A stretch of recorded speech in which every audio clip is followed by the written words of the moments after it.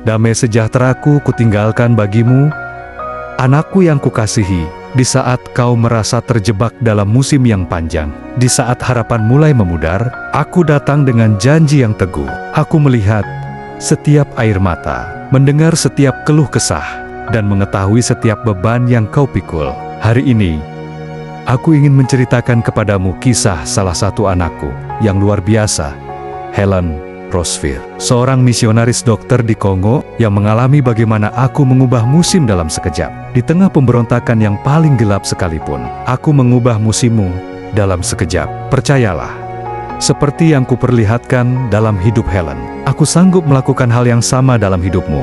Kisah mukjizat Helen Roseveare dan rumah sakit di tengah pemberontakan. Helen Roseveare adalah seorang dokter misionaris dari Inggris yang melayani di Kongo tahun 1960-an. Dalam bukunya Living Sacrifice dan Give Me This Mountain, dia menceritakan pengalaman luar biasanya. Suatu kali, terjadi pemberontakan yang mengerikan. Para pemberontak menyerbu rumah sakit tempat Helen melayani. Mereka menghancurkan segala sesuatu, menyiksa staf, dan Helen sendiri mengalami pelecehan yang sangat traumatis. Di tengah situasi yang tampaknya tanpa harapan itu, Helen berdoa dalam hati, "Tuhan, di mana Engkau? Mengapa Engkau izinkan ini terjadi?" Lalu, sesuatu yang ajaib terjadi. Salah seorang pemberontak yang sebelumnya paling kejam, tiba-tiba berubah sikap. Dia malah mulai melindungi Helen dan membantu menyelamatkan beberapa pasien. Tapi, mukjizat terbesar terjadi beberapa bulan kemudian. Setelah pemberontakan mereda, Helen kembali ke reruntuhan rumah sakit. Segalanya hancur.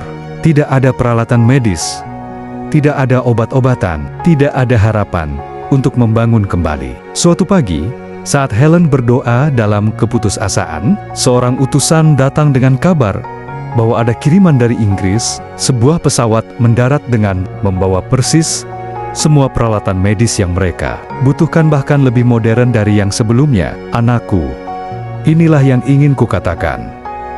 Di saat segalanya tampak hancur berantakan, aku sedang menyiapkan mukjizat terbesarmu. Setelah trauma yang dialaminya, Helen mengalami masa pemulihan yang panjang. Dia kembali ke Inggris dengan luka fisik dan emosional yang dalam. Tapi disitulah aku bekerja dengan caraku yang ajaib. Dalam bukunya, He Gave Us a Valley, Helen menceritakan bagaimana aku memulihkannya secara bertahap. Dia belajar bahwa pengalaman pahitnya justru menjadi alat untuk menghibur dan menguatkan banyak orang yang mengalami penderitaan serupa. Proses pemulihan Helen mengajarkan kita, luka kita menjadi saluran berkat bagi orang lain. Pengalaman terburuk, kita bisa menjadi kesaksian terkuat kita. Tidak ada yang terbuang dalam rencanaku. Helen sering berkata, Tuhan tidak menjanjikan hari tanpa badai, tapi Dia menjanjikan kekuatan untuk melewatinya dan damai di tengah badai itu. Bahkan, dari reruntuhan rumah sakit yang hancur, aku membangkitkan pelayanan yang lebih besar dan lebih efektif. Ribuan orang diselamatkan secara fisik dan rohani melalui pelayanan baru itu. Anakku, sebelum aku mengubah musimmu secara drastis, aku selalu meninggalkan tanda-tanda damai sejahtera yang tak terjelaskan, seperti yang dialami Helen di tengah pemberontakan damai yang melampaui akal. Kebutuhan yang spesifik, aku akan menunjukkan kepadamu kebutuhan yang hanya aku yang bisa penuhi. Orang tak terduga yang kutugaskan, seperti pemberontak yang berubah menjadi pelindung. Pintu tertutup yang melindungi. Terkadang aku tutup pintu untuk melindungimu dari bahaya yang tidak kau lihat. Impian dan visi baru. Aku akan memberikan mimpi-mimpi baru yang lebih besar dari sebelumnya. Dari Helen Roseveare, kita belajar cara mempersiapkan hati. Miliki hati yang rela berkorban. Helen meninggalkan karier medis yang gemilang di Inggris untuk melayani di Kongo. Percaya dalam kegelapan. Ketika tidak melihat jalan keluar, terus percaya pada pemberi jalan, bersyukur dalam kekurangan. Helen belajar bersyukur bahkan untuk hal-hal kecil di tengah kesulitan. Terus melayani meski luka. Bahkan setelah trauma, Helen kembali melayani, membagikan berkat dari penderitaan. Pengalaman Helen menjadi berkat bagi banyak misionaris lainnya. Helen menulis, keinginan Tuhan bukanlah untuk membuat kita nyaman, tapi untuk membuat kita seperti Kristus.